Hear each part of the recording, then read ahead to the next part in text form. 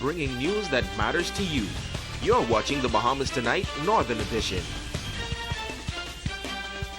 Welcome back. The Agribusiness Expo gets underway tomorrow at the Gombe Park at the rear of the International Bazaar. This expo is designed to improve awareness of the importance of food security and the business opportunities in the agricultural and marine sector. Administrator Brenda Bullard-Colbrook says food products and arts and craft will be on display and participants can enjoy some native food all at the same time. Its charge from the government is to foster a more strategic approach to investment in research and training, and to make food and manufacturing sectors more attractive career opportunities for young people. The Ministry of Agriculture, Marine Resources and Local Government, along with other stakeholders, have been mandated by the government to do its part to promote, encourage, and stimulate the agricultural, marine resource, and agribusiness sectors towards enhancing food supply and lessening our dependency on foreign imports. The ministry takes this mandate very seriously, and hence the sponsoring of these. This year's Agribusiness Expo is dedicated to the memory of Dwight Sawyer, a farmer who passed away 2 years ago. His sister Constance Edwards says the family is moved by the recognition. Next to God, his family, farming was everything to Dwight, even through his illness. And when he was getting low, all he wanted to do was to get out the bed and go up to the farm, because that was his life.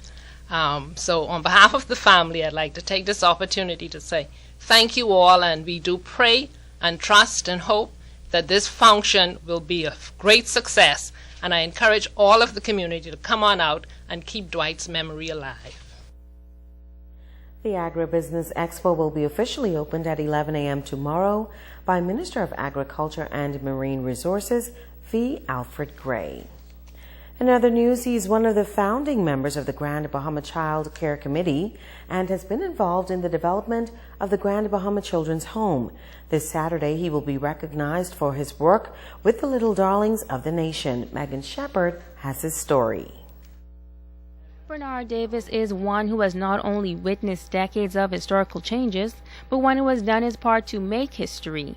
This Saturday, he will be honored for being one of the founding members of the Grand Bahama Child Care Committee, now the Grand Bahama Children's Home. Davis says the committee began with private citizens who had a love for children and saw a need in the community. There were a lot of complaints about kids being abused during that time. And a group of people were talking, and it just came up that perhaps we should form this child care committee. The committee began taking care of children in a studio apartment, but had to continually move because they were outgrowing their spaces. He says as they moved, residents, local businesses, and even expats all did their part to either help renovate new locations or take care of the children. What we did in those days, anytime we needed to do something in the home, we would advertise and people would come and take the children out for the day while we did what we had to do in the building.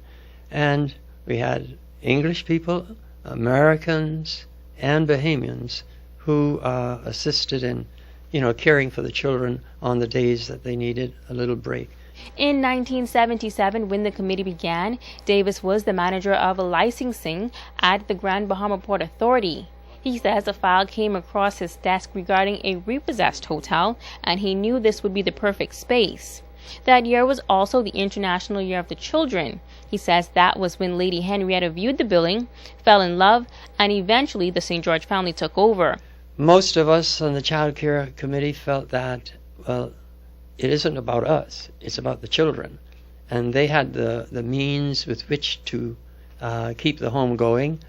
And so we gladly consented to their taking it over. And it was from then that the St. Georges were involved. Davis says he grew up in a generous and giving household. Therefore, his charitable works truly come from his heart, and recognition was never the goal. He says in those days, giving was the order of the day.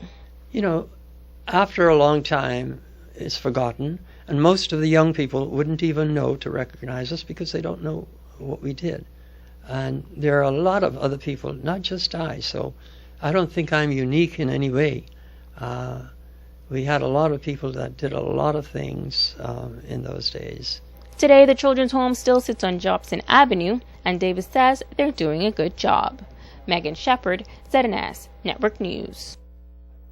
This weekend, 2 beaches on 2 different islands in the Bahamas will get some much-needed attention all at the same time.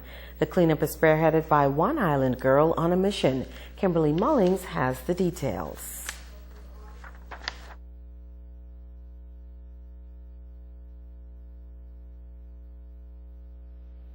Cleaning 2 beaches on different islands at the same time starts with one person on a mission. Island girl Tommy Culmer is the director of Mission Beautify, an organization which seeks to keep beaches in the Bahamas clean. I love the beach, and I was one of those people that complained so much when I saw our garbage on the beach, or if I saw someone throwing garbage out of their car, and it just hit me, maybe this is something I should address. You know, there's a problem, I see the problem, the solution is simple. If you have a problem with it and you can fix it, fix it. That passion is what drove Tommy to be the change she wanted to see in the Bahamas. I wanted to start a charity where I can get the community involved and kind of sensitize them to the seriousness of illegal dumping and trash and just leaving too much of themselves on the beach. Mission Beautify has adopted 2 beaches, South Beach in Nassau and Portugal Beach in Freeport. Both beaches seldom see many visitors at one instance, which is what made Culmer initiate a cleanup. Our high traffic beaches are very, very clean, and you know that does attract tourists, but you do have those tourists that venture out and look for those hidden treasure. Portugal Drive Beach is a hidden treasure because the beach is absolutely beautiful, but when you walk to the shore, you are just surrounded by refrigerators and stoves and trash bags, and it's sad because we were blessed with this gift. She adds that both tourists and Bahamians on both islands share the same dissatisfaction with the condition of the beaches. They complain about the garbage. They complain about it not being clean. They complain about us not having proper recycling facilities. Culmer reminds residents that illegal dumping is costing the Bahamas unnecessary funds. As a people, residents should have more pride. Though there are agencies and government agencies and private sectors whose job it is to keep our island clean, there's so much money invested in cleaning up our garbage. There's extra money. If we don't leave traces of ourselves on the beach, that can be invested into other areas in Grand Bahama. With the help of the Ravens women's flag football team in Nassau and you, South Beach and Portugal Drive Beach will never be the same again. You can follow us on Instagram and Twitter at Mission Beautify. Also, you can find us on Facebook, and you can email us at missionbeautify@gmail.com. Kimberly Mullings, ZNS Network News. Mission Beautify is this Saturday, March 28th from 7 a.m. until 4 p.m. Be sure to take your gloves and garbage bags along this weekend. It is said to be a place where courage knows no boundaries, a place where love and happiness abound. In this report, we hear that a number of children from Grand Bahama living with cancer have been blessed to have been given the opportunity to experience this escape to fantasy world. Camp Good Days is a camping facility in New York that caters to children with cancer and those who have lost loved ones to the dreaded disease. The camp is open to countries around the world, and for the past 9 years, young victims of cancer on Grand Bahama have been privileged to attend the 2-week summer program.